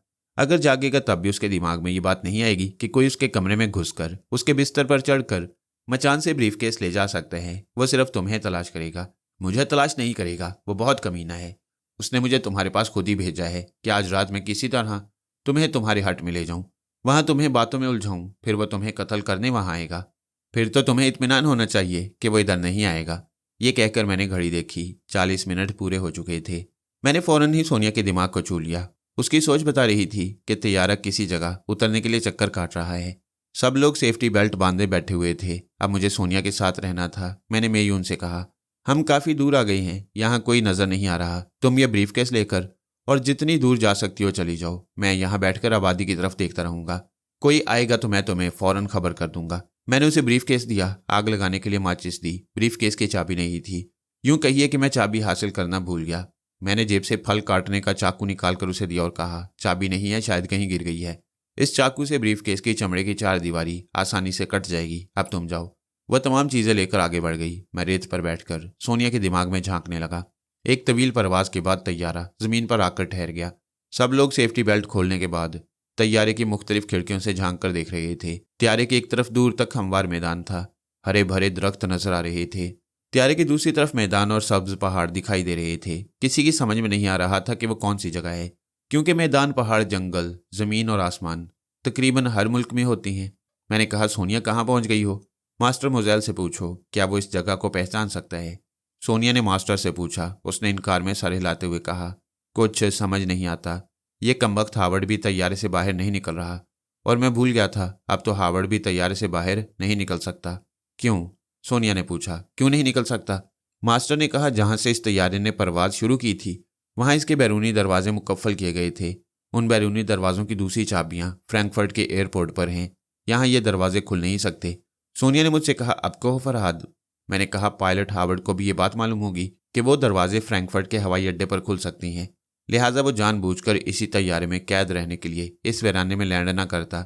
वो जिस खामोशी और सब्र से बैठा हुआ है, उससे अंदाजा होता है कि उसे अपने लोगों का इंतजार है। हो सकता है कि वो ट्रांसमीटर के जरिए किसी को वहां पहुंचने की इतला दे चुका हो। सोनिया ने तायद की। मुझे चिंपैंजी की आवाज़ सुनाई दी।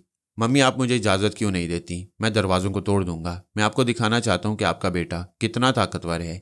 मैं जानती हूँ तुम दरवाज़ों को तोड़ सकती हो, मगर खामोश बैठे रहो। आप मुझे बुज़दिल बना रही हैं।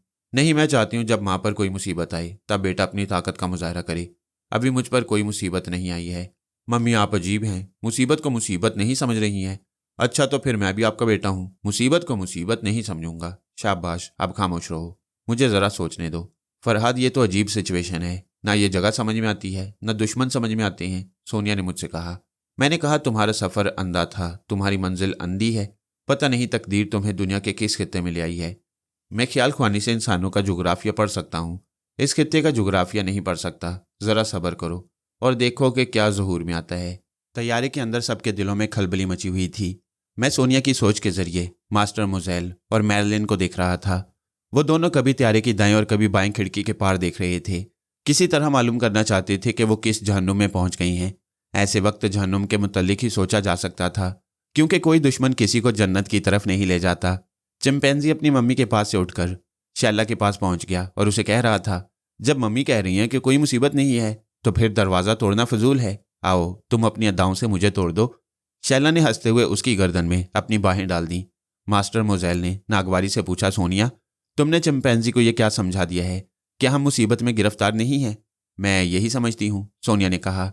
अगर ये गलत है तो तुम ही बताओ कि हम किस मुसीबत में गिरफ्तार हैं। मास्टर मोज़ेल ने हैरानी से आंखें फाड़कर उसे देखा, फिर पूछा, क्या ये मुसीबत नहीं है कि तैयारे का पायलट हमारा दुश्मन बन गया? ये ऐसी जगह लिया है जो हमारे लिए जहन्नुम बन सकती है। अगर इसके हामी यहाँ पहुँच गए तो हमें गोली मार सकते हैं, और तुम कहती हो कोई मुसीबत नहीं है। सोनिया ने बड़े ठहरे हुए अंदाज में कहा, मास्टर, मेरी जिंदगी की डिक्शनरी में मुसीबत का लफ्ज़ नहीं, क्योंकि मुश्किलें मुझ पर पड़ी इतनी कि आसान हो गई। मेरे ये तजुर्बात तो तुम्हारे सामने हैं। तुमने खुद मुझे बर्फानी इलाके में भेजकर मुश्किलात में उलझाया। देख लो, मैं आज भी तुम्हारे सामने जिंदा सलामत बैठी हुई हूँ। मास्टर नादिम सा होकर बोला, सोनिया वो बातें भूल जाओ। उस वक्त हम दुश्मन थे मगर अब दोस्त हैं। लेकिन मास्टर, पायलट हावर्ड तुम्हारा दोस्त नहीं होगा। तैयारी का अगवा इसलिए नहीं हो सकता कि हावर्ड अपने बच्चों के खेलने के लिए ये जहाज़ यहाँ लाया हो। हाँ, मैं समझ रहा हूँ कि इस अगवा के पीछे कोई बहुत बड़ा मकसद है, और हावर्ड के पीछे जो दुश्मन है वो जाने पहचाने हैं। मास्टर मोज़ेल की सोच बता रही थी कि वो रेड पावर की खुफिया तंजीम पर शोभा कर रहा है। मैंने सोनिया को उसकी सोच बता दी। सोनिया ने मुस्कुराकर पूछा, मास्टर, तुम रेड पावर के मुतल्लिक क्या सोच रहे हो? उसने चौंक कर सोनिया को देखा। वो जरा देर के लिए भूल गया था कि सोनिया सोच पढ़ सकती है। उसने खसियानी हंसी हंसते हुए कहा, ये रेड पावर के लोग हमसे अक्सर टकराते रहते हैं। अब मुझे यकीन हो चला है कि हावर्ड उसी तंजीम से ताल्लुक़ रखता है। सोनिया ने कहा, अगर ये बात है तो समझ लो कि चिंपैंजी, शैला और मेरे लिए कोई मुसीबत नहीं, क्योंकि हमारा ताल्लुक़ किसी तंजीम से नहीं है। तुम और मैरिलिन दुश्मन तंजीम के अहम अफराद हो, इसलिए ये लोग तुम्हें गोली मार देंगे। मैरिलिन घबराकर मास्टर के बाजू से लग गई। मास्टर ने कहा, सोनिया, तुम मैरिलिन को खौफजदा ना करो। मैं तुम दोनों को आने वाली मुसीबत से आगाह कर रही हूँ। देखो, तुमने हावर्ड को बहुत पहले बता दिया था कि सोनिया शायद टेलीपैथी जानती है। हाँ, मैंने शुबा जाहिर किया था। सुपर मास्टर भी यही कहता है कि फरहाद ने तुम्हें ये इल्म सिखाया होगा, इसीलिए तुम खतरात से बच निकलती हो। मैंने हावर्ड को समझा दिया था कि वो तुम्हारे सामने ना आए और ना ही अपनी आवाज़ तुम्हें सुनाए, क्योंकि वो जहाज़ का नाखुदा है। उसे तुमसे महफूज रहना चाहिए। सोनिया ने मुस्कुराते हुए कहा, तुमने मुझे जिस जाल में फांस कर सुपर मास्टर के पास पहुंचाना चाहा था, हावर्ड तुम्हें उसी जाल में फांस कर यहाँ ले आया। इस तैयारे में तुमने मेरी गुफ्तगू रिकॉर्ड की है। मैंने टेलीपैथी का मुजाहरा किया है। ये सब कुछ हावर्ड के इल्म में है। वो समझ गया है कि मास्टरों की तंजीम में मेरी अहमियत कितनी बढ़ गई है। मेरी यही अहमियत रेड पावर में भी होगी, इसलिए हावर्ड और उसके आदमी मुझे नुकसान नहीं पहुंचाएंगे। मुझे अपनी तंजीम के किसी सरबराह के पास ले जाएंगे। मास्टर मोज़ेल का मुंह लटक गया। उसने खुशामदाना लहजे में कहा, सोनिया, तुम दुनिया के जिस हिस्सा में जाओगी वहां तुम्हारी कदर होगी, मगर मैं दावे से कहता हूं कि सुपर मास्टर सबसे ज्यादा तुम्हारी कदर करेगा। तुम चाहो तो टेलीपैथी के जरिए यहां से बचकर निकल सकती हो और हमें भी बचा सकती हो। तुम्हारे लिए मामूली सी बात है। मास्टर मोज़ेल, जब तुम सुपर मास्टर की तरफ से मुझे मौत का पैगाम सुना रहे थे और मुझे बर्फानी इलाका में भेज रहे थे, उस वक्त मैंने तुमसे जिंदगी की भीख नहीं मांगी थी। तुम खुशामद क्यों कर रहे हो? तुम हैरत अंगेज सलाहियतों की मालिक हो, इसलिए तुम किसी की खुशामद नहीं करती हो। मेरे पास ऐसी कोई सलाहियत नहीं है जिससे मैं नागहानी मुसीबतों से बच सकूं। फिर तुम में ऐसी कौन सी सलाहियत है जिसकी बिना पर मास्टर बनाए गए हो? मैंने अपनी जहानत से मास्टर का ओहदा हासिल किया है। मैं उन मास्टरों में से एक हूँ जो सुपर मास्टर के अहम मंसूबों पर तबसरा करती हैं और उनमें तरमीम करती हैं। सुपर मास्टर के तमाम मंसूबे सियासी नौयत के होती हैं, यानी दूसरे तमाम ममालिक के राज चुराना, उन्हें अपने मुफाद की खातिर ब्लैकमेल करना और वहाँ अपनी पसंद की हुकूमत कायम करना। जिस मुल्क में तुम्हारी सियासी कुव्वत कमज़ोर पड़ रही हो और तुम्हारे एजेंट इलेक्शन में हारने वाले हों, वहाँ हंगामे खड़े कर देना, यही सब तुम लोगों के मंसूबे होते हैं। तुम आज तक सुपर मास्टर की तकरीबी कार्रवाइयों में शरीक रहे हो। आज ये भी देख लो कि तुम्हारी खराबी कैसी हुई है। मास्टर मोज़ेल दिल ही दिल में सोनिया को गालियां दे रहा था। सोनिया ने मेरी मदद के जरिए कहा, मोज़ेल कमीने, मैं तुम्हारे दिमाग में चकराने वाली गालियां सुन रही हूँ। नहीं, मैं तो खुद को गालियां। सोनिया ने उसकी बात काट कर कहा, चिंपैंजी, इस कुत्ते की जेब से रिवॉल्वर निकाल लो। माँ का हुक्म ऐसा था जैसे स्विच दबाते ही करंट आ गया हो। वो उछलकर मास्टर मोज़ेल के सामने पहुंच गया। उसे जेब से रिवॉल्वर निकालने का मौका नहीं दिया। वैसे मैं भी उसे मौका न देता। अगर वो रिवॉल्वर निकालता तो उसे दिमागी झटके पहुंचने लगते। चिंपैंजी ने उसे एक हाथ के हिसार में दबोचकर उसकी जेब से रिवॉल्वर निकाल लिया। फिर उसने कहा, मम्मी, गोली मार दूं? नहीं, इतना ही काफ़ी है। इसे छोड़ दो और रिवॉल्वर अपने पास रखो। वो रिवॉल्वर लेकर शैला के पास पहुंच गया। सोनिया ने कहा, मोज़ेल, मेरी दूसरी मसरूफियात भी हैं। मैं हमेशा तुम्हारे दिमाग में नहीं झांक सकती, इसलिए एहतियातन तुमसे रिवॉल्वर ले लिया है। मैरिलिन ने उसके आगे घुटने टेक कर कहा, सोनिया, मैं जीसस क्राइस्ट का वास्ता देती हूँ, मुझे बचा लो। मैं इस उम्र में मरना नहीं चाहती। मुझे इस दुनिया को अच्छी तरह देख लेने दो। ये कहते कहते वो रोने लगी। मैंने उसकी सोच में कहा, माय गॉड, सोनिया किसी तरह राजी हो जाए, मुझे दुश्मनों से बचा ले। अभी मैं इसकी खुशामद कर रही हूँ, कभी मेरा वक्त आएगा तो मैं सोनिया को अपने आगे झुकाऊंगी। मैरिलिन चौंक कर सोचने लगी, ये मैं क्या सोच रही हूँ? मैं और सोनिया जैसी खतरनाक औरत का मुकाबला करूँ और इसे अपने आगे झुकाऊँ? ये नामुमकिन है। अगर आज सोनिया ने मुझे बचा लिया तो मैं सारी उम्र इसकी खादमा बनकर गुजार दूंगी। इतना तो यकीन है कि इसकी खादमा बनकर भी ऐशो इशरत में ज़िंदगी गुजरेगी। मगर बात अभी की है, मैं वो अल्फाज कहाँ से लाऊं जो सोनिया को मोम कर सकें? वो सोच रही थी और रो रही थी। मैंने सोनिया को उसकी सोच बताई। सोनिया ने कहा, मैरिलिन, मैं नहीं जानती कि आने वाला वक्त क्या रंग दिखाएगा और हमें किन हालात का सामना करना पड़ेगा। वैसे मैं वादा करती हूँ कि अब तुम्हें अपनी पनाह में रखूंगी। वो खुश होकर सोनिया के कदमों से लिपट गई और उसे दुआएं देने लगी। सोनिया ने कहा, चलो आंसू पहुंचो और शैला के पास जाकर बैठो। वो आंसू पहुंचकर शैला और चिंपैंजी के पास जाने लगी। चिंपैंजी ने मैरिलन का हाथ पकड़कर पूछा, मम्मी ये भी मेरे लिए है? सोनिया ने पलट कर देखा, फिर डांट कर कहा, छोड़ दो इसका हाथ, गधे कहीं के। सिर्फ शैला तुम्हारी बीवी बनेगी। अगर तुम किसी दूसरी लड़की को बुरी नीयत से देखोगे तो मैं कभी तुमसे बात नहीं करूंगी। फर्माबरदार बेटे ने फौरन ही मैरिलन का हाथ छोड़कर शैला का हाथ पकड़ लिया। सोनिया ने मुझसे कहा, फरहाद खिड़की के बाहर अभी तक कोई नजर नहीं आ रहा, पता नहीं कब तक इंतजार करना होगा। मैंने कहा, सिर्फ इंतजार करोगी तो बोर हो जाओगी। वहां अब तुम्हारे 3 साथी हैं, उनसे हंसने बोलने में वक्त गुजारो और थोड़ी देर के लिए बैठी रहो। मैं अपने आसपास की भी खबर रखूंगा। मैं उससे रुखसत होकर अपनी दुनिया में वापस आ गया। फिलहाल मेरी दुनिया में तन्हाई थी और अंधेरा, लेकिन ऐसा अंधेरा नहीं था कि कुछ दिखाई न देता। दूर, बहुत दूर, जहां आसमान और समुंदर गले मिल रहे थे, वहां से चांद आग के गोले की तरह तलू हो रहा था। चांद की सुर्खी समुंदर की लहरों को सुर्खी माल बना रही थी। मैं ठंडी रेत पर बैठा हुआ था। साइल पर बने हुए हट्स और वहां की आबादी मुझसे बहुत दूर रह गई। सिर्फ एक हस्ती मुझसे 1 फरलांग के फासले पर थी और वो थी चीनी हसीना मेयून। मेयून का ख्याल आते ही साली रेस्टोरेंट याद आया जहां पहली बार मैंने उस पॉकेट साइज हसीना को देखा। वो ब्लैक मिलर डायमंड के हाथों में खिलौना बनी हुई थी। अब उस ब्लैक मिलर का तिलिस्म टूट चुका था। मैंने मेयून के दिमाग में झांक कर देखा। वो रेत पर 2 जानू बैठी हुई थी। उसके सामने डायमंड का ब्रीफकेस रखा हुआ था जिसके अब चीथड़े उड़ गए थे। उसने तस्वीरें जलाकर राख कर दी थी। समुद्र को छूकर आने वाली हवाएं उस राख को उड़ा रही थीं और मेयून फरते मुसर्रत से रो रही थी।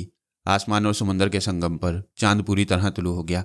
उसकी चांदनी मेयून के आंसू में चमक रही थी। वो दोनों हाथ रेत पर टेक कर सजदा करने के अंदाज में कह रही थी, ए अजीम बुद्धा, तेरे बाद मैंने आज एक और इंसान की अजमत देखी है। फरीद अजीम है, तेरी तालीमात की कसम, मैं फरीद को कभी नहीं भुला सकूंगी। उसने कितनी ही बदनाम होने वाली औरतों को तबाही से बचा लिया है। मेरी बहन रेयून की शर्म रख ली, अब उसका सुहाग नहीं उजड़ेगा। ऐ सुख और शांति के देवता, डायमंड जैसे शैतान से फरीद को महफूज रख। वह शैतान मेरी जान ले ले मगर फरीद तक ना पहुंचे, क्योंकि इस दुनिया की मजलूम हस्तियों को फरीद जैसे देवता की जरूरत है। उसे जिंदा रहना चाहिए। ये मेरी आखिरी दुआ है, तू फरीद को सलामत रख। उसके बाद मैं तुझसे कुछ नहीं मांगूंगी। वो जब तक महात्मा बुद्ध को मुखातिब करके मेरी सलामती की दुआएं मांगती रही, मैं उसे छोड़कर सोनिया के पास पहुंच गया। वहां अभी तक खैरियत थी। तैयारे में सभी इंतजार कर रहे थे कि बाहर से लोग दरवाजा खोलने या तोड़ने आएंगे। मैंने कहा, सोनिया, यहाँ रात हो चुकी है, तुम्हारे यहाँ अभी दिन है, शायद दोपहर है। हाँ, इस वक्त 3:45 हुए हैं। अच्छी बात है, तुम मजीद 1 घंटा इंतजार करो। अगर हावर्ड की तरफ से कोई ना आए तो चिंपैंजी से कहो कि दरवाज़ा तोड़ दे। बैरूनी दरवाज़ा ना सही, पायलट रूम का दरवाज़ा ऐसा होता है जिसे चिंपैंजी जैसा फौलादी इंसान तोड़ सकता है। हाँ फरहाद, मैं अभी यही सोच रही थी कि अंधेरा होने तक हमें यहाँ नहीं रहना चाहिए। उससे पहले ही किसी तरह यहाँ से निकल जाएं तो बेहतर होगा। सोनिया से थोड़ी देर तक बातें होती रहीं। फिर मैं वापस समुद्र के साहिल पर आ गया। दूर चांदनी में मेयून साय की तरह नजर आ रही थी। मैंने मालूम किया उसके हाथ में रिवॉल्वर था और वो मेरी तरफ चली आ रही थी। मैं चुपचाप रेत पर बैठा रहा। वो रिवॉल्वर डायमंड के ब्रीफकेस में था। उसने मेरे सामने आकर रिवॉल्वर को रेत पर फेंक दिया। फिर मेरे सामने 2 जानू होकर बोली, मुझे मालूम हो गया है कि तुम्हारा असली रूप क्या है। मैं एकदम से चौंक गया। क्या वो फरहाद का रूप जानती है? मैंने तो उसे अपना नाम फरीद बताया था। वो मेरे पैरों को छूकर बोली, फरीद, तुम्हारा असली रूप यह है कि तुम देवता हो और इंसान के भेष में आए हो। मैंने इत्मीनान की सांस ली। उसके दोनों हाथों को अपने पैरों से उठाकर कहा, मेयून, हम सब इंसान हैं। अगर हम दूसरों के साथ नेकी करके देवता और देवी बन सकते हैं तो हमें ऐसा बनने की कोशिश करते रहना चाहिए। तुम बहुत अच्छी बातें करते हो फरीद, सिर्फ बातें ही नहीं, अच्छे काम भी करते हो। मेरी समझ में नहीं आ रहा है कि मैं तुम्हारे लिए क्या करूं। तुम्हारे लिए ऐसी कौन सी कुर्बानी दूं कि मेरा दिल मुसर्रतों से भर जाए। तुम मुझसे कोई काम लो, बोलो, मैं क्या खिदमत करूं। उसके नाजुक और मुलायम से हाथ मेरे हाथों में थे। मैं तुमसे जो कहूंगा मान लोगी। अचानक उसका दिल धड़कने लगा। वो शर्माई सी और सहमी हुई सी सोच रही थी कि ना जाने मैं कौन सी बात कहने वाला हूं। वो हिचकिचाती हुई बोली, हाँ, तुम देवता हो, मैं दासी हूं, जो बोलोगे मान लूंगी। मैंने कहा, मुझे तुम्हारी चीनी जुबान बहुत प्यारी लगती है, क्या अपनी जुबान मुझे सिखाओगी? वो खुशी से खिल गई। इस तन्हाई में, वीराने में और सन्नाटे में कोई उसकी मदद के लिए नहीं आ सकता था। मैं उसे कोई भी नाजायज़ बात मनवा सकता था, लेकिन मैंने एक दोस्त की तरह उसे तहफ़्फ़ुज़ दिया। फिर यह कि मैंने उसकी मादरी जुबान सीखने की ख्वाहिश जाहिर कर दी। ऐसे में वो खुशी से बाउली क्यों ना होती। उसने मेरे दोनों हथेलियों को अपने रुखसारों पर रख लिया और कहा, फरीद, तुम कहाँ से मेरी ज़िंदगी में आ गए हो? चंद घंटों की मुलाकात में अपनों से ज़्यादा अपने लग रहे हो। मैं तुम्हें अपनी ज़ुबान सिखाऊंगी और अच्छी तरह सिखाऊंगी। चलो अब हम वापस। वो आबादी की तरफ वापस जाने के लिए कहते कहते रुक गई। उसे याद आ गया कि वापस जाएंगे तो डायमंड कहीं ना कहीं टकराएगा। उसने कहा, ओह, तुमने मुझे इतनी खुशियां दी हैं कि मैं थोड़ी देर के लिए सारे गम और सारे खतरात को भूल गई। फरीद, तुम मेरी एक बात मानोगे? मैंने उसे अपने पास रेत पर बिठाते हुए कहा। हाँ बोलो। आज की रात तुम अपनी हट में ना गुजारो। डायमंड वहां तुम्हें कत्ल करने के इरादे से जाएगा। ये तो मैं पहले से जानता था और मेरी प्लानिंग ये थी कि वो खाली हट में जाकर नाकाम लौटेगा, फिर उसे अपना ब्रीफकेस नहीं मिलेगा तो गुस्से से पागल हो जाएगा। मैंने कहा, मैं इस शर्त पर तुम्हारी बात मानूंगा कि अब तुम डायमंड से नहीं डरोगी और उसके पास वापस नहीं जाओगी। वो परेशान होकर बोली, फरीद मैं मजबूर हूँ, मैं उसके पास वापस नहीं जाऊंगी तो वो मेरे बूढ़े बाप को कत्ल कर देगा, मुझे छोड़कर मेरी बहनों के पीछे पड़ जाएगा। मैं बहुत पहले उसकी सोच के जरिए मालूम कर चुका था कि वह हांगकांग से आई है। उसका बाप और 2 बहनें वहाँ एक कश्ती में जिंदगी गुजारती हैं। मैंने अनजान बनकर पूछा, मैं तुम्हारे बाप और तुम्हारी बहनों की हिफाजत करूंगा, मुझे बताओ वो कहाँ हैं। नहीं, मैं तुम्हें उस शैतान से टकराने नहीं दूंगी। ये देखो, ये रिवॉल्वर उसके ब्रीफकेस में था, तुम इसे लेकर कहीं दूर चले जाओ। मैंने हंसते हुए कहा, तुम इतनी दिलेर हो कि शैतान से निमटती रहोगी और मैं उससे दूर एक बुज़दिल की तरह भाग जाऊं? ये बात नहीं है, मैं तुम्हारी जिंदगी चाहती हूँ। नहीं, तुम मुझे अपने पास से भगाना चाहती हो। ये तुम क्या कह रहे हो? ठीक कह रहा हूँ। पहली बार जब मैंने तुम्हें परेशान देखकर डायमंड की पिटाई की तो उसके बाद तुम बेरुखी से मुंह फेर कर चली गई। अभी मैंने दूसरी औरतों को बदनामी से बचाने के लिए तुम्हारी तस्वीरें तुम्हारे हवाले कर दी, तुमने उन्हें जला दिया। मुझे नेकी का ये बदला मिल रहा है कि तुम बड़ी खूबसूरती से मुझे भगाकर मुझसे पीछा छुड़ा रही हो। वो नहीं नहीं के अंदाज में बार बार सर हिलाने लगी। वो बेचारी तो मुझे भगाकर ज़्यादा से ज़्यादा अपनी अकीदत का इजहार करना चाहती थी कि वो आइंदा भी दूसरों की भलाई के लिए मुझे डायमंड जैसे शैतान से महफूज रखना चाहती है। लेकिन मैं उसकी इस अदा को नफरत समझ रहा था, या दूसरे लफ्ज़ों में जानबूझकर उसे परेशान कर रहा था। वह अचानक मेरे पास से उठकर पीछे हटकर बोली, मैं मर सकती हूँ लेकिन तुमसे नफरत नहीं कर सकती। मैं तुम्हें इतना चाहती हूँ कि आज तक अपने आप को भी इतना नहीं चाहा। मैं तुम्हें डायमंड के सामने नहीं जाने दूंगी।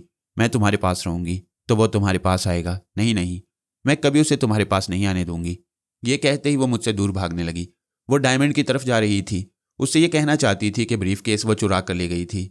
उसने तमाम तस्वीरें और नेगेटिव जला दिए हैं। अब डायमंड उसे मार डाले, उसके बाप को मार डाले और उसकी दोनों बहनों से अदावत करे, कोई बात नहीं, उसका सारा खानदान इज्जत की मौत मर जाएगा, मगर डायमंड के पास बदनाम करने के लिए कोई सबूत ना होगा। वो सोचती जा रही थी, दौड़ती जा रही थी। मैंने उसकी सोच में कहा, हाय मेरे पाँव इधर उधर हो रही हैं। उसके कदम लड़खड़ा गए। वो रेत पर औंधे मुँह गिर पड़ी। मैंने फिर उसकी सोच में कहा, मैं कैसी नादान हूँ जो मुझे उस शैतान से निजात दिलाना चाहता है। मैं आइंदा उसकी मदद हासिल करने से इनकार कर रही हूँ। वो चीखने लगी, नहीं नहीं, डायमंड उसे मार डालेगा, मैं उसे मदद नहीं लूंगी। मैंने उसकी सोच में बताया, मेरे चीखने रोने और भाग आने से बात नहीं बनेगी। फरीद जिद्दी है, वो अपनी जिद में जरूर जाएगा ताकि डायमंड से सामना हो। अगर जिद में ना जाए तब भी इस साहली इलाके में उन दोनों का सामना जरूर होगा। वो रेत पर से सर उठाकर सोचने लगी, हाँ मेरे भाग आने से बात नहीं बनेगी। जब मैंने ये फैसला कर लिया है कि मेरे खानदान के लोग इज्जत की मौत मर जाएंगे और डायमंड अब किसी को बदनाम नहीं कर सकेगा, तो फिर मुझे सिर्फ फरीद के लिए सोचना चाहिए कि मैं उसे किस तरह शैतान से दूर ले जा सकती हूँ, किस तरह उस शरीफ आदमी को जिंदा सलामत रख सकती हूँ। वो थोड़ी देर तक सोचती रही, फिर पलटकर आहिस्ता आहिस्ता मेरी तरफ आने लगी। अब वो मुझे बहला फुसलाकर इस इलाके से दूर ले जाना चाहती थी। मैं रेत पर चारों शान निश्चित लेट गया। चांदनी रातों में समुंदर की लहरें बहुत ज़्यादा मचलती हैं और उछलती हैं और साहिल पर बहुत दूर तक लहराती चली जाती हैं। वो लहरें कभी कभी मेरे कदमों तक आती थीं, फिर मेरे नंगे पाँव को छूकर वापस मुड़ जाती। मेयून मेरे करीब आकर खड़ी हो गई। वो कुछ कहने से पहले सोच रही थी कि अपनी बात किस तरह कहे। समुंदर की लहरें तेजी से आईं और हमारे पाँव भिगोकर चली गईं। हम दोनों उठकर जरा दूर चले गए। पूरे चांद की कशिश के बायस समुंदर गजबनाक हो गया था और लहरें साहिल पर दूर तक धावा बोल रही थीं। मेयून एक जगह रेत पर बैठ गई। मैंने कहा, तुम यहाँ इत्मीनान से लेटी रहो, मैं तुम्हारी नज़रों में रहूंगा मगर दूर रहूंगा। ये कहकर मैं उसे 20 कदम के फासले पर चला गया। एक नज़र मेयून पर डाली, वो भी मुतमईन होकर लेट गई। फिर मैं सोनिया के पास पहुंच गया। वो तैयारे के बैरूनी दरवाजे को देख रही थी। उसकी सोच से पता चला कि बाहर से कोई ड्रिल मशीन के जरिए दरवाजे के मुकफ्फल हिस्से को काटने की कोशिश कर रहा है। मैंने पूछा, हेलो सोनिया, क्या किस्सा है? उसने जवाब दिया, पायलट हार्वर्ड के मददगार आ गई हैं। वो तैयारे के चारों तरफ स्टेन गन्ने लिए खड़ी हैं। वो देखो, दरवाज़ा खुल रहा है। मैं उसकी सोच के जरिए वहाँ के हालात समझने लगा। तैयारे का दरवाज़ा खुलते ही बाहर से किसी ने कहा, मास्टर मोज़ेल, हमारी इत्तला के मुताबिक तुम्हारे पास एक रिवॉल्वर है, उसे हमारे आदमी के हवाले कर दो। चिंपैंजी ने माँ के हुक्म की तामील की। 2 आदमियों ने सबकी तलाशी ली, सिर्फ सोनिया को छोड़ दिया गया। कोई उसके करीब नहीं गया। फिर उनका एक लीडर तैयारे में आया। उसने सोनिया के सामने पहुंचकर अदब से कहा, मादाम सोनिया, मैं रेड पावर के अजीम सरबराह मास्क मैन की जानिब से दोस्ती का पैगाम लाया हूँ। मुझे उम्मीद है कि आप हमारे दोस्ताना जज्बे की कदर करेंगी। सोनिया ने मलके आलम के अंदाज में फख्र से गर्दन ऊंची की, फिर कहा, सोनिया दुश्मनों की बदतरीन दुश्मन और दोस्तों की बेहतरीन दोस्त साबित होती रही है। जब तक मुझे और मेरे साथियों को कोई शिकायत नहीं होगी मैं तुम्हारे मास्क मैन की दोस्त बनकर होंगी। लीडर ने कहा, आप अपने साथियों के नाम बताएं, हम उन्हें कभी शिकायत का मौका नहीं देंगे। सोनिया ने जवाब दिया, मास्टर मोज़ेल के सिवा सब मेरे अपने हैं। लीडर का इशारा पाते ही 2 आदमी मास्टर मोज़ेल को पकड़कर बाहर ले गए। इसके बाद लीडर ने कदरे झुककर कहा, अब हम रोमानिया की सरजमीन पर आपको खुशामदीद कहते हैं, तशरीफ लाइए। सोनिया बड़ी शान बेनियाजी से चलती हुई दरवाजे पर आई, फिर सीढ़ियां उतरने लगी। आसपास खड़े हुए मुसल्ला जवान फौजी अंदाज में अलर्ट हो गए। सोनिया के पीछे शैला, मैरिलिन और चंपैंजी चल रहे थे। उन तीनों को एक अलग कार में बिठाया गया। चंपैंजी ने कहा, मम्मी मैं आपको अजनबी लोगों में तन्हा नहीं छोड़ूंगा। बेटे फिक्र न करो, कोई खतरा पेश आने से पहले ही हम माँ बेटे मिल जाएंगे। जाओ शैला और मैरिलिन के साथ बैठ जाओ। चंपैंजी को तो माँ का हुक्म मानना ही पड़ता था, मगर वो लीडर हैरानी से कभी सोनिया और कभी चंपैंजी को देखने लगा और सोचने लगा, ये क्या तमाशा है? क्या मादाम सोनिया वाकई इस नौजवान की माँ है? मुझे मादाम से ज़्यादा बातें करने की इजाज़त नहीं है, वरना मैं ये सवाल ज़रूर करता। उसने सोनिया के लिए एसी कैटलॉग का पिछला दरवाज़ा खोल दिया। कार के अंदर यूडी क्लोन की खुशबू रची हुई थी। रिकॉर्ड प्लेयर से हल्की हल्की मौसीकी की आवाज़ उभर रही थी। थोड़ी देर बाद वो काफिला एक तरफ रवाना हो गया। मैं लीडर की सोच पढ़ता जा रहा था और सोनिया को बताता जा रहा था। वो कलज नामी इलाका से गुजर रहे थे और उनकी मंजिल रोमानिया का दारुल हुकूमत था। जब वो कुछ दूर निकल आए तो एयर कंडीशन कार की मौसीकी थम गई। इसके बाद रिकॉर्ड प्लेयर से एक मर्द की आवाज़ उभरने लगी, मादाम सोनिया, रेड पावर के मास्क मैन का सुरख सलाम। आज का दिन रेड पावर की तारीख में यादगार दिन होगा। आपकी आमद से हमारी एक देरीना ख्वाहिश पूरी हो रही है। हमने जापान में फरहाद को बचाने की आखिरी हद तक कोशिशें की। मास्टरों की तंजीम के जवानों ने अस्पताल को घेर रखा था और हमारे जवानों ने सेंट्रल जेल के अतराफ मोर्चा बनाया था। दुनिया की ये बड़ी तंजीमें फरहाद को अपने अपने तौर पर जिंदा सलामत रखना और उससे दोस्ती करना चाहती थीं, मगर अफसोस जापान के फौजी उसे हेलीकॉप्टर में जेल के अंदर ले गए। हमारी फायरिंग और हंगामों के बावजूद फरहाद को शूट कर दिया गया। हमें अफसोस है, हम फरहाद को कभी अपना मेहमान न बना सके, लेकिन मादाम सोनिया के रूप में फरहाद आज भी जिंदा है। आज ही हावर्ड ने तैयारी को अगवा करने के दौरान इस बात का इंकशाफ किया है कि फरहाद के साथ एक तवील अरसा गुजारने के दौरान आपने टेलीपैथी का इल्म सीखा है। इस इल्म के जरिए आपने सुपर मास्टर की दी हुई सजाए मौत से खुद को महफूज रखा है। और ये कि आप तैयारे में भी इस इल्म का मुजाहरा कर रही हैं। मादाम, आपने सुपर मास्टर की खुदगर्जी और तोता चश्मी देख ली कि उसने आपकी कदर नहीं की। आज से आप हमारी मेहमान हैं। वैसे तो कैदियों को भी तंजिया अंदाज में मेहमान कहा जाता है, लेकिन हम आपको कैदी बनाकर रखने की हमाकत नहीं करेंगे। आप जब चाहेंगी पूरी आज़ादी से दुनिया के एक सिरे से दूसरे सिरे तक जा सकेंगी। मैं कल सुबह 10 बजे आपसे मुलाकात करना चाहता हूँ। अगर आप अपनी खुशी से वक्त दे सकें तो टेलीपैथी के जरिए मुतला फरमाएं, नवाजिश होगी। फ़कत आपके जवाब का मुंतज़िर, मास्क मैन। मैंने मास्क मैन की आवाज़ सुनने के बाद अपनी सोच की लहरों को उसके दिमाग तक पहुँचाया। फिर पलक झपकते ही एक एसी कमरे में पहुँच गया। मास्क मैन रूसी शराब वोडका से अपने दिमाग को गर्मी पहुँचा रहा था। उसके सामने मुख्तलिफ सोफ़ों पर 5 उधेड़ उम्र के अफराद नजर आ रहे थे। कोई शराब पी रहा था, कोई सिगार के कश लगा रहा था।